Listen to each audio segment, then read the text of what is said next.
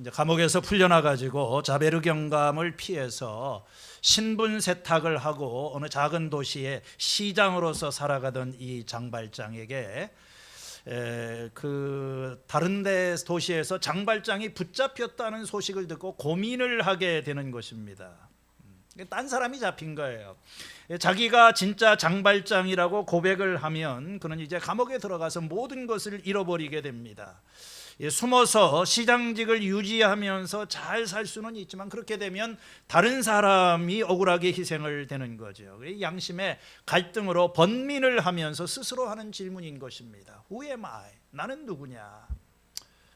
사람들이 지금 잘못된 사람을 붙잡고 있는데 내가 만일 사실을 말한다면 나는 비난을 받을 것이고 침묵을 지킨다면 나는 하나님의 저주를 받겠지. 수많은 사람들이 지금 나를 의지하고 있는데 내가 이걸 숨기면서 살아가야 되나? 그 이전에 내가 나 아닌 것처럼 내가 살아야 되나? Who am I? 나는 도대체 누구냐? 굉장히 인상적인 그런 장면이었습니다. 우리가 인생을 살아가면서 던지는 중요한 질문, 나는 누구인가? 나는 왜 여기에 있는 것인가 하는 그런 질문입니다. 이 첫 번째 질문은 당신의 정체성에 관한 질문이고, 두 번째 질문은 우리의 존재 목적에 관한 그런 질문입니다. 모세가 하나님의 부름을 받았을 때 하나님에게 던졌던 질문입니다. Who am I? 하나님, 제가 누구이기에 제가 바로에게 이집트에 가서 그 이스라엘 자손을 이끌어내겠습니까? 40년이라고 하는 미디안 광야에 생활을 하면서 이제 용기도 잃어버리고 희망도 잃어버리고 이 어떤 모든 것을 자신감도 잃어버린 이 모세에게 하나님께서 에집트로 가라고 하게 될 때 Who am I? 하나님, 도대체 제가 누군데, 내가 누군데 저를 보고 가라고 하십니까? 우리가 인생의 어려운 시기를 지나가게 될 때 난 도대체 누구냐? 난 여기서 지금 뭐 하고 있는 거냐? 참 답을 찾기 쉽지 않은 그런 질문입니다. 그러나 우리가 꼭 답을 찾아야만 되는 그런 질문이기도 합니다. 이것과 관련된 중요한 질문이 있습니다. 그것은 우리는 누구이며 무엇을 위해서 여기에 있는가 하는 질문입니다. 우리 인간은 개인으로만 존재하는 것이 아니라 공동체로 존재를 하고 있는 것입니다. 나의 이야기는 우리의 이야기와 분리가 될 수 없는 것입니다. 21세기 초반부에 우리는 대한민국의 한복판에 있는 이 수원 인근의 이 지역에서 교회 공동체를 이루고 있어요. 우리는 누구이고 우리는 왜 여기에 있는 것인가? 제 질문입니다. 교회가 생긴 이래로 너무나도 많이 던진 질문입니다. 우리는 도대체 누구고 우리는 왜 여기서 이 모임을 갖고 여기에 있는 것인가? 세상에 이렇게 교회가 많은데 이 겨자씨 교회가 여기에 존재해야 되는 이유가 무엇인가? 그 질문을 자주 던지죠. 우리는 하나님의 백성입니다. 성경은 이 성도들의 모임을 가르쳐서 하나님의 백성이라고 합니다. 그렇다면 이 하나님의 백성들이 존재하는 이유에 대해서, 그들이 존재하는 세상에서 무엇이 되어야 하고 무엇을 하여야 하는지에 대해서 성경은 어떻게 말을 하는가? 이 하나님의 백성의 사명은 무엇인가? 하나님의 백성은 언제 어디에서 존재하게 되었고 어떤 이유로 지금 존재를 하고 있는 것인가? 오늘 성경 말씀에서 그와 같은 질문의 답을 우리가 살펴보고자 합니다. 출애굽기 19장 1절에서 6절까지는 아마도 이 구약 성경 전체에 나오는 가장 중요한 구절 가운데 하나일 것입니다. 특별히 3절에서 6절은 출애굽기의 이 핵심적인 주제들을 한 대로 끌어모으는, 어떤 학자의 말에 의하면은 이 책 전체를 보는 하나의 렌즈를 제공한다. 하나님께서 이스라엘 백성들이 출애굽을 한 다음에 그들을 곧바로 가나안 땅으로 인도하신 것이 아니라 시내산이라고 하는 곳으로 인도를 하셔서 그곳에서 약 11개월 동안 머물게 하십니다. 황량한 광야의 한복판 그 시내산 밑에서 무려 이 11개월 동안 그들은 머물러 있으면서 하나님의 음성을 듣게 됩니다. 왜 이런 시간이 필요했을까? 우회하는 것이지 않습니까? 그 고달픈 장소에서. 그것은 설명을 하는 시간입니다. 이제까지의 이야기를 이해시키는 그런 시간인 거예요. 하나님께서 그동안 하신 일, 또 그들이 지금 여기에 있게 된 이 모든 것에 대해서 요점을 이해하도록 하나님께서 도와주시는 시간입니다. 그들이 누구이고 왜 이 자리에 와 있고 이 새로운 상황 가운데서 그들이 하나님을 위해서 어떠한 존재가 되고 무슨 일을 해야 하는지를 알려주는 시간이라고 하는 것입니다. 지금까지는 그걸 생각할 시간이 없었어요. 그냥 에집트에서 도망쳐 나오니라고 정신이 없었습니다. 그런데 하나님께서 이 노예 집단들을 놓고 그들에게 이제 말씀하시는 것입니다. 너희들은 누구이고 너희는 왜 이 자리에 있는 것이고 앞으로 너희들에게 주어진 역할과 사명은 무엇이고, 두 가지로 나누어서 생각하려고 합니다. 첫 번째 질문은 우리는 누구인가? 이스라엘 백성들은 누구인가? 출애굽기는 이스라엘 민족의 탄생에 관한 그런 이야기입니다. 이스라엘이 이 민족으로서의 정체성을 갖게 된 어떤 최초의 시간이라고 얘기할 수도 있어요. 이스라엘 민족이라고 하는 말이 이 출애굽기에 처음으로 등장을 하게 됩니다. 아브라함의 후손, 야곱의 후손, 이 하나의 부족 집단에 불과했던 이 사람들이 하나의 국가로서, 민족으로서의 처음으로서의 민족적인 정체성을 갖게 되는 것이 출애굽기입니다. 출애굽을 하기 전에 그 이스라엘 백성들의 정체성은 노예 집단이었었어요. 400년간 애굽에서 머물면서 그들은 바로와 이집트 사람들의 노예로 전락을 하게 됐습니다. 일하는 그런 존재, 일하기 위해서 태어난 존재, 인간이 아닙니다. 건설 장비이고 생산 도구에 불과했던 거예요. 어떤 그들이 생산한 벽돌의 양에 의해서 가치가 평가를 받는 벽돌을 찍어내는 그런 도구, 노예. 도대체 우리는 누구인가? 우리는 왜 이 자리에 있는 것인가? 이스라엘 백성들은 400년간 노예 생활을 하면서 그 정체성 이상을 벗어난 적이 없어요. 우리가 보았던 이 레미제라블의 맨 처음에 나오는 거기에 이 장발장의 정체를 나타내는 말은 24601, 24601 죄수번호인 겁니다. 그런 사람이 아니에요.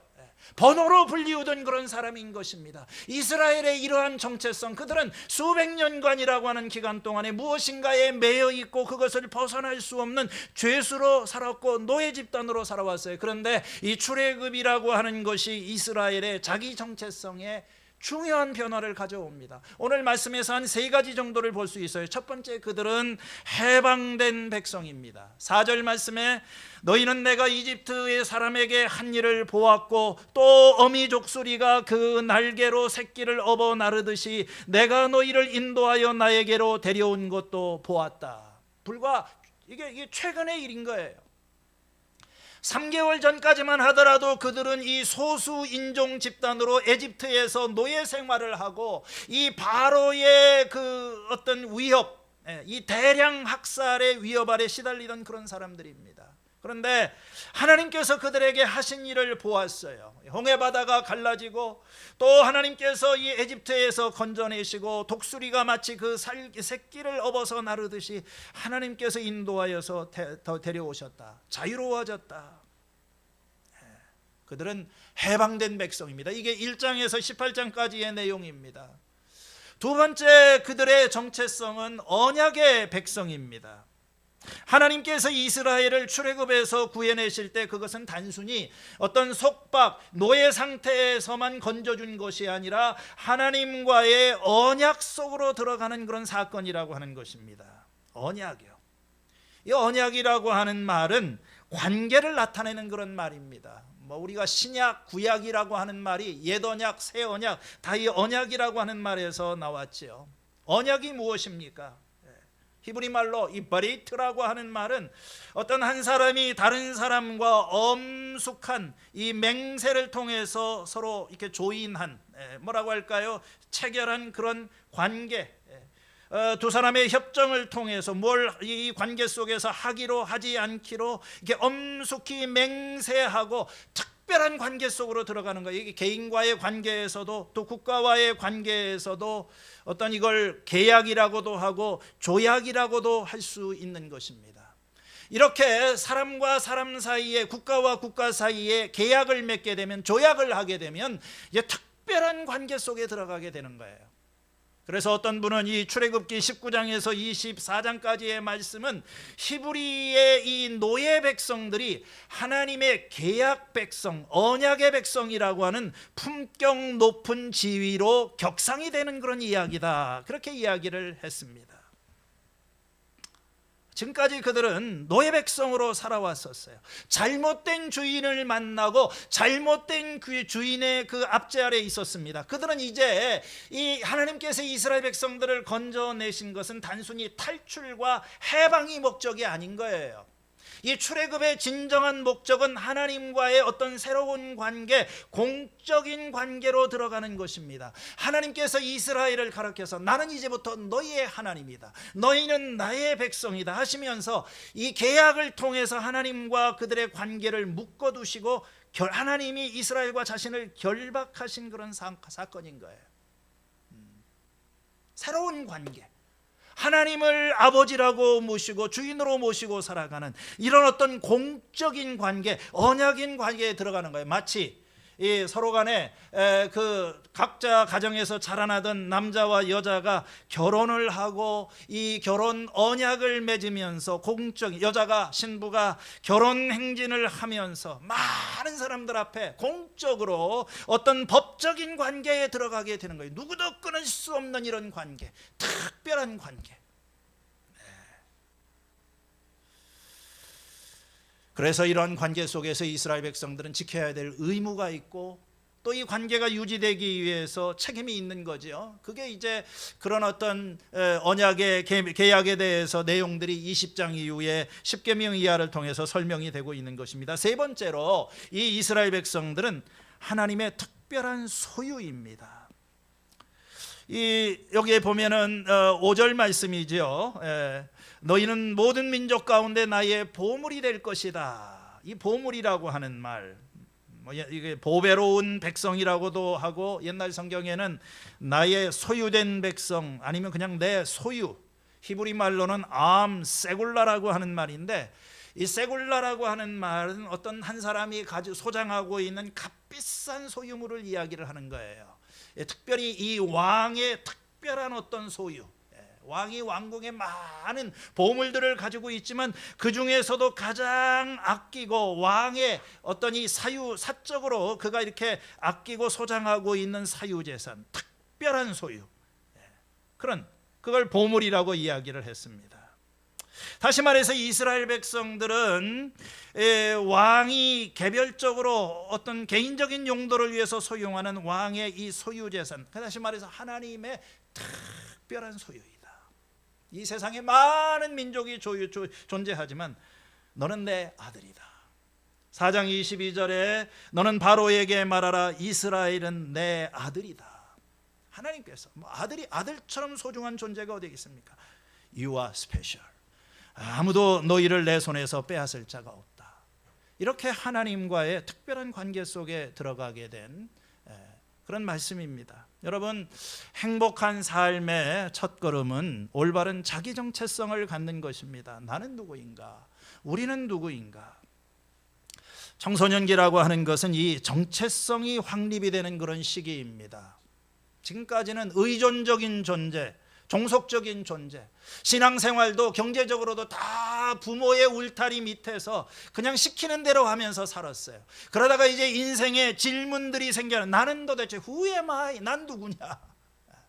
신앙에 대해서도 이제 자기 스스로 질문을 던지는 그런 시기입니다. 그렇기 때문에 이 나는 누구인가, 우리는 누구인가, 이 정체성에 관한 질문이 중요한 거예요. 예수님에게도 굉장히 중요했습니다. 사람들이 나를 누구라 하느냐, 너희는 나를 누구라 하느냐, 이 질문에 생명과 죽음이 갈라지는 그렇게 중요한 질문인 것입니다. 우리는 누구인가? 안타깝게도 오늘 우리는 이 정체성의 혼란을 겪고 인간이 도대체 무엇인가? 사람이란 도대체 무엇인가? 성경에 보면 우리 사람은 하나님의 형상대로 만들어진 존귀한 존재라고 이야기를 했어요. 그런데요, 타락을 하고 난 다음에는 이 정체성의 혼란이 왔어요. 로마서 1장에 보면 뭐라고 이야기를 합니까?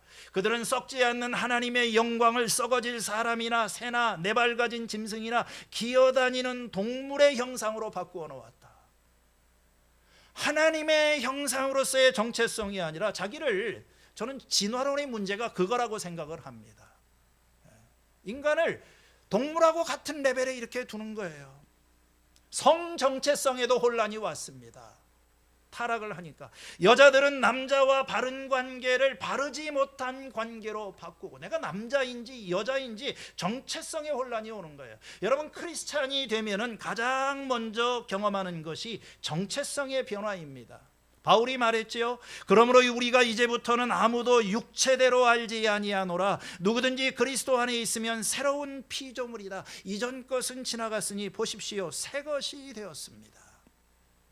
우리가 예수님을 믿게 되면은요, 새로운 정체성, 노예로서의 정체성이 아니라 새로운 정체성이 주어지는 거예요.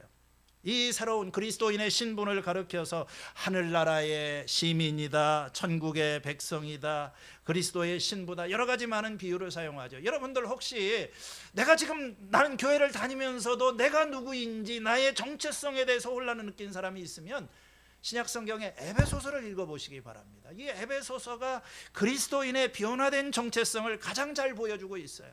1장 3절의 첫 부분을 보면 하나님께서는 그리스도 안에서 하늘에 속한 온갖 신령한 복을 우리에게 주셨습니다. 그 복이 뭡니까? 하나님은 세상 창조 전에 그리스도 안에서 우리를 택하시고 사랑하셔서 하나님 앞에서 거룩하고 흠이 없는 사람이 되게 하셨습니다. 하나님은 하나님의 기뻐하시는 뜻을 따라 예수 그리스도를 통하여 우리를 하나님의 자녀로 삼으시기로 예정하신 것입니다. 우리의 신분은 하나님의 자녀라고 하는 거예요. 그냥 자녀가 아니라 하나님이 사랑하시는 자녀. 5장 1절에 보면 그러므로 여러분은 사랑받는 자녀답게 하나님을 본받는 사람이 되십시오. 이는 내 사랑하는 아들이요, 내 기뻐하는 자다. 누구든지 그 이름을 믿는 자, 영접하는 자에게는 하나님의 자녀가 되는 권세를 주셨다. 여러분, 우리가 예수 믿고 복을 받았는데 가장 큰 복은, 가장 큰 특권은 하나님의 자녀가 된 거예요.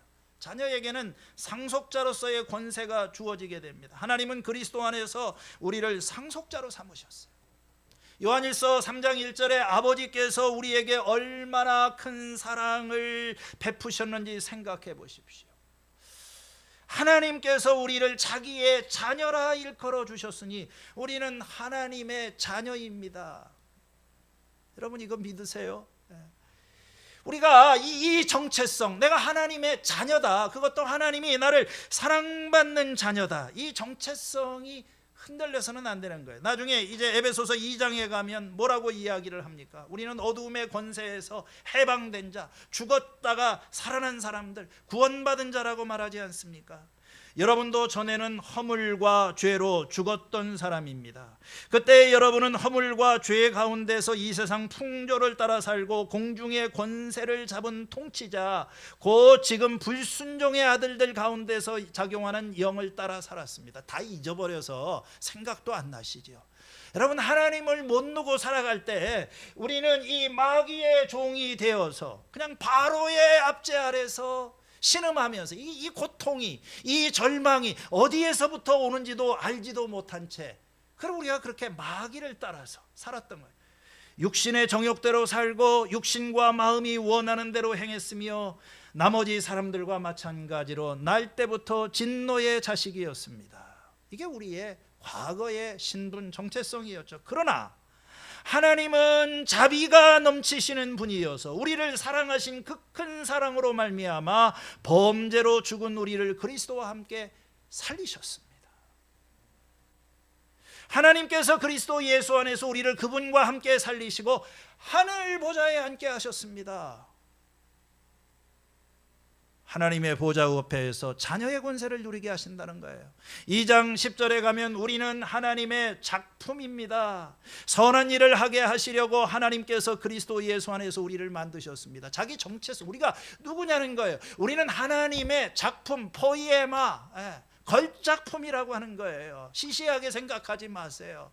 하나님께서 이 창조주 하나님이 특별한 그 섭리 안에서 불러주시고 만들어주신 하나님의 걸작품. 2장 20절에 가면은 사도들과 예언자들의 기초 위에 세워진 건물입니다. 여러분은 하나님의 성령으로 거하시는 처소입니다. 하나님의 성전입니다. 5장에 가면 여러분들은 예수 그리스도의 신부입니다. 6장에 가면 여러분들은 이 어두움의 세력을 향하여 싸우는 그리스도의 군사입니다. 우리가 그리스도인으로서 성장하고 의미를 찾고 성취감을 누리기 위해서는 기본적으로 가장 먼저 해야 될 일이 우리가 누구인가를 이해를 해야 된다는 거예요. 사탄은 끊임없이 우리의 정체성을 공격을 합니다. 예수님 시험할 때 그렇게 말하지 않았습니까? 딱 찾아와서 첫 마디가 뭐예요? 네가 만일 하나님의 아들이거든. 바로 앞에 3장에서 침례 받으실 때 무슨 소리가 들려왔어요? 이는 내 사랑하는 아들이요 내 기뻐하는 자다. 하나님께서 분명히 말씀하셨는데 4장으로 넘어가면 마귀가 와가지고 네가 하나님의 아들이거든 증명해봐라. 뭐 이 돌이 변해서 떡덩이가 되게 하라. 정체성을 공격을 하는 거예요. 우리가 하나님의 자녀로 이 세상을 살아가는데 죄를 지으면 마귀가 찾아와서 너 그렇게 실수하고 넘어지고 죄를 짓고서도 하나님의 아들이라고 말을 하느냐. 오늘 이 신앙생활을 하면서 믿음이 성장하지 않고 기쁨도 없고 이렇게 뭔가 성장하지 않는 이 사람들, 이게 마귀에게 속고 있어서 그래요. 이 정체성을, 자기 정체성을 몰라요. 교회 안에 정체가 분명하지 않은 사람들이 제법 있어요. 아니 교회를 꽤 다녔는데 이 사람이 하나님의 자녀인지 마귀의, 속으로는 믿는지는 모르지만 겉으로는 절대 나타나지를 않아요. 박쥐처럼 생활을 합니다. 아군인지 적군인지가 분명하지를 않아요. 카밍아웃을 하지를 않습니다. 침례도 받지도 않고 예수 영접도 안 하고 그냥 환경에 따라서 변한 그런 신앙생활은 아주 피곤하고 힘이 듭니다. 정체성. 도대체 우리는 누구인가? 성경은 분명하게 얘기를 해요. 하나님께서 이 출애굽한 이스라엘 백성들을 여기다 불러놓고 너는 나의 특별한 소유된 백성이다. 나는 너의 하나님이고 이제 우리는 이 공적인 관계 언약 백성으로서의 보배로운 하나님의 존재이고 너는 하나님의 자녀이고 나의 맏아들이고 누가 뭐라고 하더라도 너는 내 백성이다. 오늘 이 첫 번째 질문에 대한 분명한 답을 가지고 살아가면 여러분의 삶 가운데 하나님이 주시는 놀라운 이 축복을 날마다 경험하시게 될 줄로 믿습니다. 두 번째 이 질문은 또 한 가지가 있지요. 우리는 왜 여기에 있느냐? 존재 목적의 질문인 것입니다. 하나님의 은혜로 구원받은 사람들은 사명을 생각하는 거예요. 아니 이 많은 사람들 가운데 하나님은 왜 나를 부르신 것일까? 이 많은 나라들 가운데 왜 우리를 선택하신 것일까? 우리는 왜 여기에 있는 것인가? 6절 말씀, 오늘 우리가 살펴보고자 하는 요절입니다. 다 같이 한번 읽어보시겠습니다. 시작. 너희의 나라는 나를 섬기는 제사장이 되고 너희는 거룩한 민족이 될 것이다. 너는 이 말을 이스라엘 자손에게 일러 주어라. 이스라엘의 정체성을 보통 세 가지로 얘기를 하는데 너희는 나의 특별한 소유 보배로운 백성이다. 너는 제사장 나라가 되고 너희는 거룩한 민족이 될 것이다. 이게 서로 간에 다 연관이 있는 말입니다. 이걸 제가 다 설명을 할 수는 없고요. 여기 특별히 제사장 나라가 된다. 너희는 제사장 나라가 되게 하려고 너희를 불렀다. 이 말의 그 뜻은 여러 가지 의미로 해석할 수 있어요. 제사장 나라, 이건 제사장들이 있는 나라, 제사장을 둔 나라, 이런 의미가 될 수도 있고요. 제사장들이 통치하는 나라, 왕이 있지만 왕이 제사장 노릇을 하는 그런 나라, 이런 의미가 있지만 사실 좀 더 정확한 의미는 온 백성이, 온 나라가 제사장 역할을 하는 나라, 그런 나라라고 하는 의미가 사실은 더 적합한 그런 것입니다. 하나님께서 이스라엘 민족을 제사장 노릇을 하는 나라로 삼으셨다. 민족 전체가. 우리가 이 이스라엘이 제사장 나라다 하는 말을 이해하기 위해서는 구약 성경에 제사장의 역할이 뭔지를 좀 이해를 해야 되겠죠. 출애굽기 읽다 보면 29장 30장에 아론의 후손 가운데 제사장을 세웁니다. 제사를 드리려면 제사장이 있어야 돼요. 이 제사장은 중간에 서 있는 그런 존재입니다. 하나님과 이스라엘 백성들 그 중간의 위치에 서서 사람들을 하나님 앞으로 데려가는 일을 하고 또 하나님을 사람들에게로 모셔오는 그런 일을 하는 거예요. 이 죄인들이 하나님 앞으로 나아갈 수 없으니까 제사를 통해서 하나님 앞으로 나아가도록 돕는 그 일을 하게 되고, 또 하나님의 말씀을 사람들에게 가르치는 그런 일, 그런 어떤 하나님의 뜻을 그들에게 알리는 그런 일을 하는 것입니다. 이스라엘 민족 전체가 이 모든 민족이, 이 모든 백성이 제사장이다, 그런 뜻이에요. 이스라엘은 세상과 하나님 사이에서 중재자 역할을 합니다.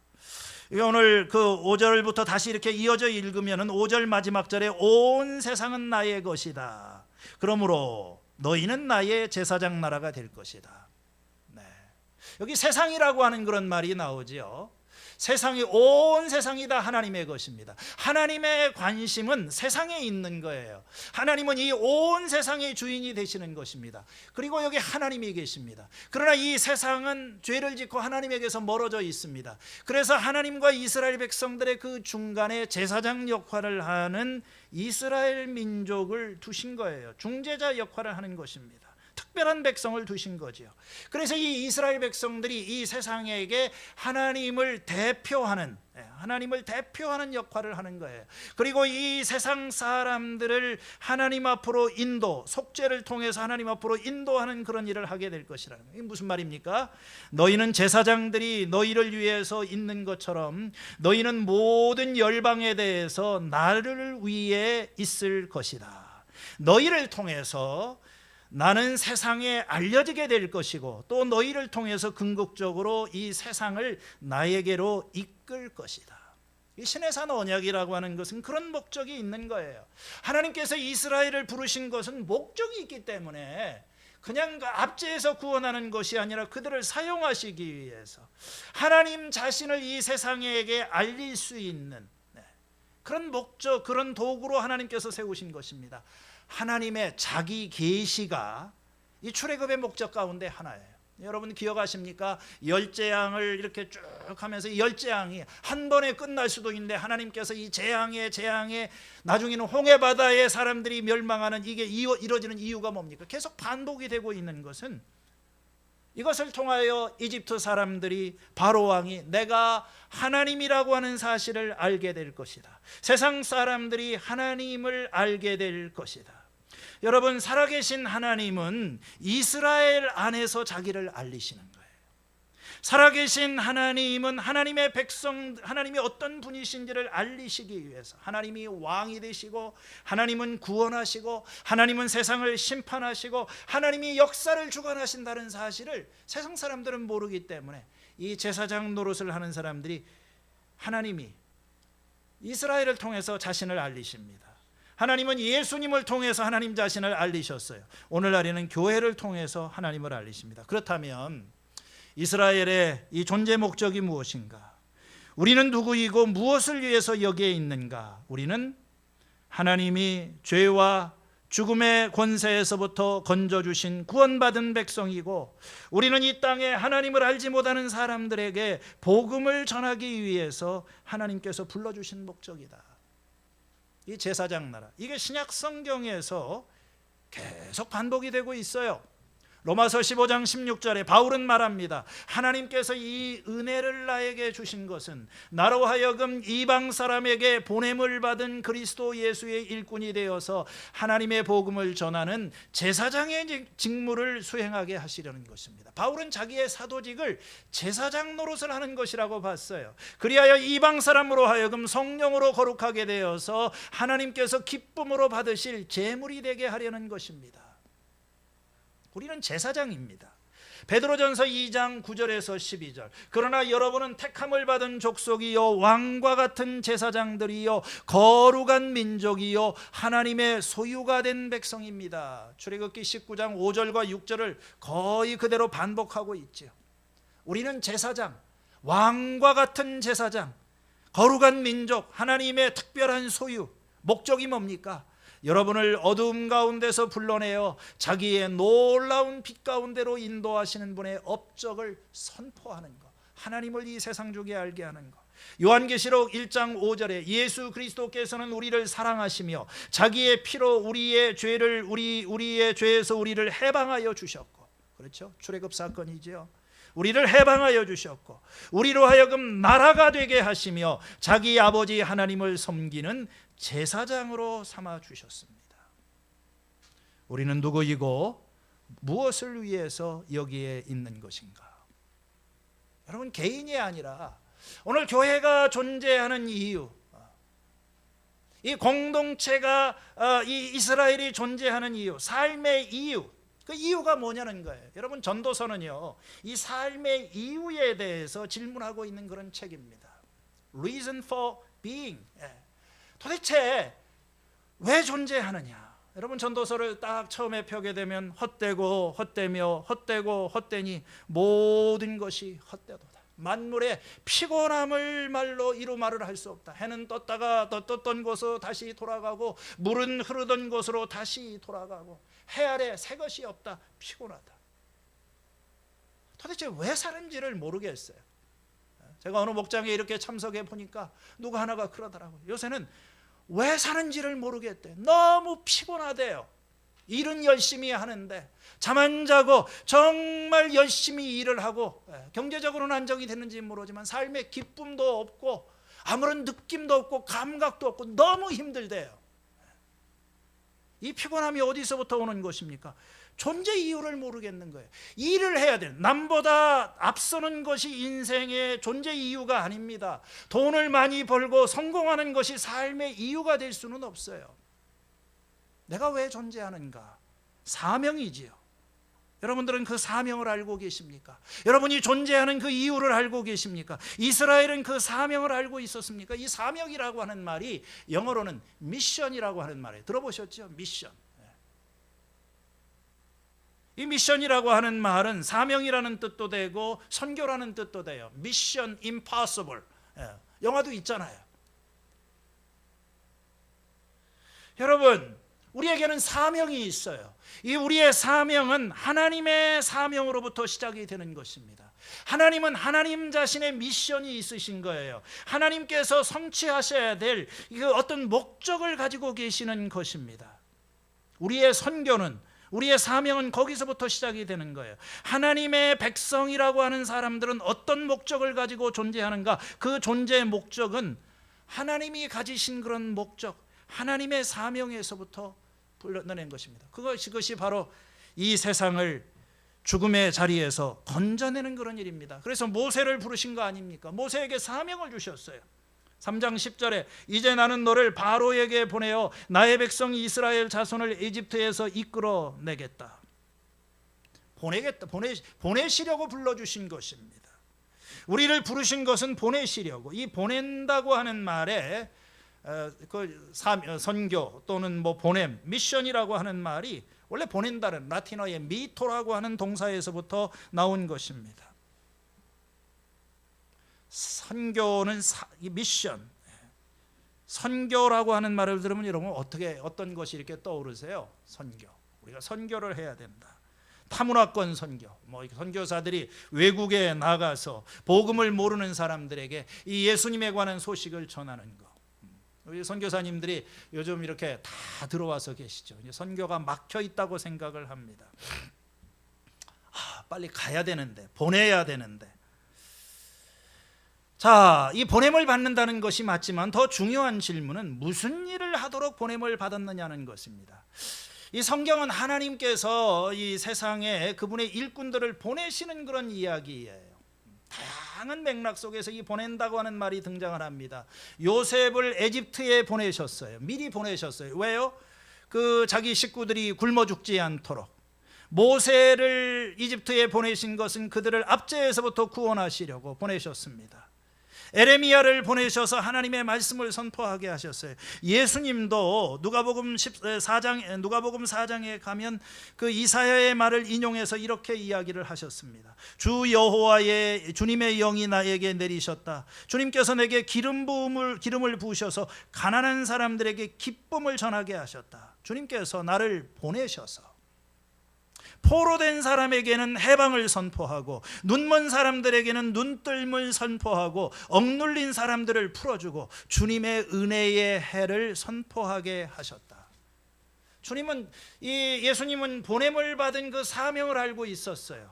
복음을 전하게 하시려고. 그 복음을 전한다고 하는 말은 뭡니까? 포로된 자들에게는 해방을 선포하고 보지 못한 자들의 눈을 뜨게 하고 귀머거리들의 귀를 듣게 하고 억눌린 자들에게 자유를 선포하는 것. 그러니까 우리가 보냄을 받은 사람으로서 해야 할 일이 참 많은 겁니다. 말로 전도를 하고 복음을 전할 뿐만 아니라 병들고 연약한 자, 눌리고 이 어떤 종살이를 한 이런 사람들을 다 풀어주는 거예요. 출애굽이라고 하는 것은 단순히 영적인 구원받는 것을 이야기하는 것이 아니라 어떤 사회적인 필요, 경제적인 필요, 이 정치적인 속박, 이 모든 것에서부터 하나님께서 자유하게 하신 거예요. 하나님께서 우리를 보내신 목적, 우리가 이 땅에 존재하는 목적을 제대로 이해를 하려고 하면, 그래서 우리는 성경의 첫 부분으로 돌아가야 돼요. 이 창조 이야기부터 읽어야 됩니다. 왜 그럴까요? 우리를 지으신 목적, 인간이 존재하는 목적은 창조주만이 알고 있는 것이에요. 하나님께서 세상을 창조하시고 인간에게 너는 생육하고 번성하고 땅에 충만하고 이 모든 것을 다스려라. 우리를 왕적인 존재로, 다스리는 존재로 이렇게 만들어 주셨어요. 그런데 이 다스린다고 하는 말이 무슨 지배하고 군림하는 것이 아니라 그것은 돌보고 섬기는 것을 의미합니다. 에덴 동산을 만드시고 창세기 2장 5절에 보면은 그 동산을 돌보고 지키게 하셨다. 우리는 종으로 이 땅을 돌보는 자로, 섬기는 자. 하나님이 세상을 참 아름답게 만드셨잖아요. 이곳에 존재하는 자연과 사람들과 이 모든 것이 더 아름다운 세상이 되도록, 그래서 이 세상 가운데 하나님의 영광이 빛나도록 그걸 돌보고 또 발전시킬 책임을 인간에게 주셨어요. 그런데 그 다음 이야기가 뭡니까? 세상이 망가졌지요. 인간이 죄를 짓고 엉망진창이 되었어요. 복이 아니라 저주가 임하게 되었습니다. 죽음과 파괴가 찾아왔어요. 하나님께서 이런 세상을 보시고 부르시는 겁니다. 아브라함을 부르신 거예요. 그리고 이 아브라함에게 사명을 주시는 것입니다. 너는 내 본토 친척 아비의 집을 떠나 내가 인도하는 곳으로 가라. 내가 너로 큰 민족이 되게 하겠다. 이 출애굽기 창세기 12장이 벌써 출애굽기 19장을 바라보고 있는 거예요. 아브라함은 자식 하나 없는 이런 그 작은 그런 사람에 불과하지만 이 죽은 것과 다름이 없는 아브라함에게서 한 민족이 나올 것이다. 그 출애굽기 19장에서 그들이 민족이 된 거예요. 아브라함에게 주신 사명은 내가 너에게 복을 주어 내 이름을 창대하게 하니 너는 복이 될지라. 너를 축복하는 자에게는 내가 복을 내리고 너를 저주하는 자에게는 저주하리니 땅의 모든 족속이 너로 말미암아 복을 받으리라. 이 땅의 모든 족속이 누굽니까? 바로 창세기 앞부분에 나오는 바벨탑, 그리고 땅에 흩어져 있는 이 흑암 가운데 있는 모든 사람, 저주 아래에 있는 백성들, 그들에게 복을 주시려고 아브라함을 부르신 거예요. 그리고 이 아브라함의 후손들이 에집트에서 이제 민족을 이루게 되고 이 민족이 제사장 역할을 함으로 말미암아 땅에 있는 모든 민족이 하나님 앞으로 돌아오는 일을 하게 하신다. 그렇기 때문에 이 출애굽기 19장은 이미 창세기에서 아브라함에게 주셨던 그 사명을 완성시키는 거예요. 우리는 우리의 관심은 나한테 있습니다. 조금 더 나아가면 우리 가족, 그냥 나 살기에 바빠요. 근데 이 속에서는 절대 답이 나오지를 않아요. 여러분, 그냥 어떻게 내 가족 돌보고 내가 성공하고 내가 평안하려, 여러분 존재는 하는지 모르지만 존재의 이유가 나오지를 않습니다. 존재의 이유, 나는 왜 여기에 있는 것인가 하는 것을 알려고 하면은 성경의 이야기, 하나님의 이야기로 가야 되는 거예요. 하나님께서 이 지으신 세상, 이 지으신 세상이 망가지고 이 세상을 구원하시기 위해서 사람을 부르시는데, 그러기 위해서 그들을 건져주시고 불러주신 거예요. 그 하나님의 부르심 큰 목적의 한 부분 속에 내가 있는 것입니다. 그리고 하나님께서 나에게 맡겨주신 그런 사명이 있어요. 선교는 어디에 나가서 그냥 전도하고 쪽복음을 전하는 것이 아니라 이 창조 세계 전체가 새롭게 되는 것이 우리의 사명인 거예요. 우리 주변에 보면 참 힘들고 연약한 사람들이 많습니다. 요즘 코로나 이게 계속되면서 세상 사람들이 던지는 질문 중에 하나가 교회가 왜 존재하나? 여러분 들으셨죠? 민폐만 끼치고 도대체 이 사람들은 이해를 못하는 거예요. 교회가 왜 존재를 하는가? 자기밖에 모르는 그런 교회. 교회가 길을 잃었어요. 교회가 방향을 잃었습니다. 오늘날 교회가 존재의 목적을 잃어버렸습니다. 그냥 우리끼리 모여서 우리의 삶의 목표는 무엇입니까? 이 코로나로 모든 것이 다 위축이 돼 있어요. 예배도 또 뭐 활동도 모든 것이 이런 가운데 우리의 목표는 그저 생존하는 것입니다. 많은 사람들에게 요즘 가장 큰 목표가 뭐냐고 물으면 코로나에 걸리지 않는 겁니다. 직장 잘 다니는 거예요. 우리 아이들 잘 크는 겁니다. 우리 목장에 큰일 안 생기고 좀 이렇게 살아가는 것입니다. 자기 보신에 급급한 이유, 자신의 문제에 집착하고 자기 문제에 몰두하고 있는 이 나르시시즘. 저는 교회가 좀 상황이 어렵다고 위축이 되지 좀 않았으면 좋겠어요. 물론 방법은 우리가 찾아야 됩니다. 그러나 그저 생명을 보존하는 것이, 생존이 목표한 게, 도대체 우리가 살아야 되는 이유는 뭐고, 우리가 존재해야 되는 이유는 뭐고, 이 교회가 계속 있어야 되는 이유가 무엇인 것입니까? 세상에 이렇게 교회가 많은데 겨자씨 교회가 또 있어야 되는 이유는 무엇인 것입니까? 우리가 살아야 되는 이유가 있고 존재하는 이유가 있고 하나님의 주신 사명이 있어요. 그걸 발견하게 되면 우리 속에는 삶의 의미도 생기고 보람도 생기고 그리고 힘도 생기기 시작하는 거예요. 코로나로 어렵다고 하지만 이 위기가 사실은 저는 기회라고 생각을 합니다. 정말 우리 주변에 어려운 사람이 많아요. 코로나 때문에 가정이 망가지고 관계가 망가지고 삶이 무너져가는 사람들이 많습니다. 우리 눈에 보이지 않을 뿐이지 이 약하고 소외된 사람들이 많아요. 그러나 우리는 그게 보이지가 않아요. 이 흥덕이라고 하는 광교, 영통, 우리 교회만 하더라도요, 그래도 나름대로 이 괜찮은 중상층의 이 사는 사람들한테 정말 우리의 이 삶의 존재 이유 목적은 모여가지고 애들 잘 되고 우리끼리 그냥 뭐 이렇게 건강하게 사는 것 이외에는 뭐 이렇게 살아서 내가 돈이 수십억이 있으면 뭐하고 100년을 살면 무슨 의미가 있겠습니까? 제사장의 역할은 돌보는 것이고 이 세상의 이 어둠 가운데 있는 사람들에게 하나님을 알게 하고 하나님의 복음을 전하는 것입니다. 우리 주변에 보면 이번 주에 여기 흥덕 지역아동센터 목사님이 저 잊고 있었어요. 했는데 오래간만에 연락을 해서 이번에도 후원 행사를 한다고 오셨습니다. 왜 갑자기 거기 한 8년 넘게 있었는데 한 10년 가까이 있었는데 왜 이사를 합니까? 코로나 때문에 후원자들이 많이 줄었대요. 월세를 165만 원인가 애들 30명 매번, 이 아이들은 정부에서도 돌보지 않는 아이들입니다. 여기 1단지, 2단지, 3단지에 있는 애들은 부모들이 돈 벌러 나가게 되면 누군가 방치되어 있는 아들이에요. 뭐 교회에서도 별로 관심을 갖지 않습니다. 한 10년간 이렇게 섬겼는데 후원자가 한 3분의 1로 줄어들었대요. 그래서 이걸 가지고 재계약을 하는데 20만 원 좀 깎아달라고 하는데 그게 안 돼가지고 옆으로 수백만 원 내고 이사한다고 그러더라고요.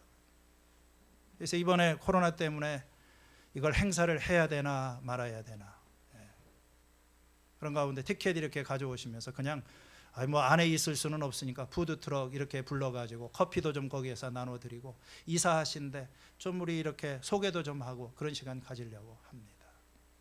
우리 지난 시간에 선교사님을 통해서 우리 주변에 다 잘 살고 있고 그런 것 같지만 우리 주변에 외국인들 또 이 무슬림들 정말 월급 받지 못하고 이 도움이 필요한 그런 사람들 할 일은 참 많은 것 같아요. 정말 이러한 때야말로 교회가 자기 일을 감당하게 되면 이 속에서 이 제사장 역할을 감당함으로 여기서 하나님의 영광이 나타나고 또 교회가 새로워질 수 있는 기회가 될 수도 있다고 생각을 합니다. 제사장이 되라. 제사장. 이제 그냥 하나님 힘들어요 왜 뭐 하면서 내 문제만 가지고 우리가 살아가지 말고 이 가정에서 내가 제사장이구나. 우리 직장에서 아이고 이 사람 이게 너무 이 간격을 좁힐 수 없는데 내가 결국 제사장이구나. 내가 이 세상의 제사장이구나. 이 제사자의 사명을 가지고 하나님의 복을 널리 전하는 우리 겨자씨교회 성도님들 되시기를 주의 이름으로 축원을 드립니다. 하나님 아버지 사명을 알게 하시고 존재 이유를 알게 하신 주님, 그저 목숨 부지하고 내 한 몸 편하게 살다가 끝나는 인생이 아니라 나를 불러주신 하나님의 이유, 하나님의 목적, 그 일을 위해서 쓰임받는 교회가 되게 하여 주시고 우리 삶이 되도록 다시 한번 저희를 새롭게 하여 주시옵소서. 예수님의 이름으로 기도했습니다. 아멘. 우리 자리에서 일어나셔서 말씀 생각하시며 함께 찬양하겠습니다.